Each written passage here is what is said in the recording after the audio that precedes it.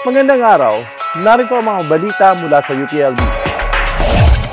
UPLB, pinarangalan ng Anti-Red Tape Authority. Partnership para sa Election 2025 inilunsad.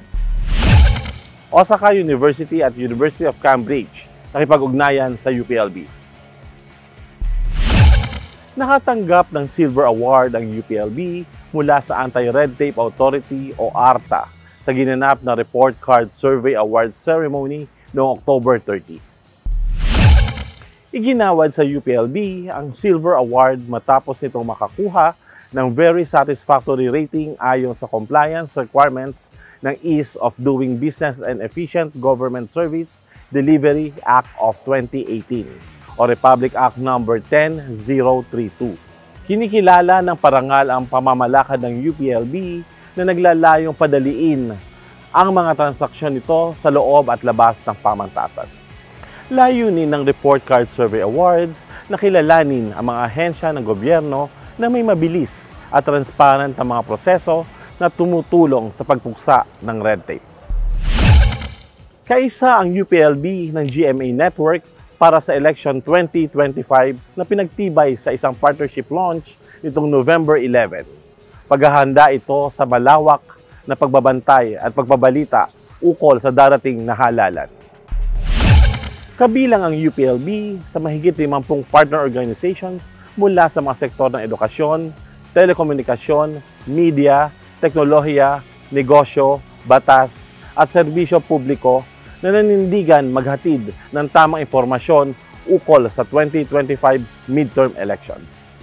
Dumalo rito bilang kinatawan ng sektor ng akademya ang direktor ng UPLB Office of Public Relations na si Assistant Professor Mark Lester Del Mundo Chico na isa ring guro sa UPLB Department of Development Broadcasting and Telecommunication ng College of Development Communication.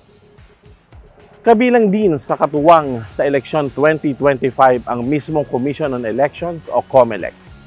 Sa pamamagitan ng partnership na ito, layon ng UPLB na mapaigting ang gagawin nitong election education campaigns, gayon din ang sariling coverage sa ilalim ng Bantay Halalan, isang proyekto ng Radyo DCLB at iba pang unit ng DevCom. Ilang opisyal at propesor mula sa Osaka University at University of Cambridge ang bumisita sa UPLB noong November 6. Bumisita mula sa International Center for Biotechnology ng Osaka University sina Direktor Kazuhito Fujiyama at Profesor Kosuke Honda. Napag-usapan nila kasamang ilang opisyal ng UPLB ang ilang potensyal na pagtutulungan ng UPLB at Osaka University, katulad ng pagtataguyod ng double degree programs at student exchange programs, pagtutulungan sa research at pagpapaunlad ng ASEAN Satellite Campus. Samantala, pinangunahan naman ng virology expert na si Professor Ian Goodfellow mula sa University of Cambridge ang isang special lecture sa College of Veterinary Medicine. Kasama niya sa pagbisita sa UPLB ang Doctor of Veterinary Medicine alum na si Dr. Myra Hosmilio na isa ring 2021 DOST Balik Scientist. At yan po ang mga nakalap naming balita mula sa UPLB. Ako po si JP Aquino, nag-uulat para sa UPLB Balita.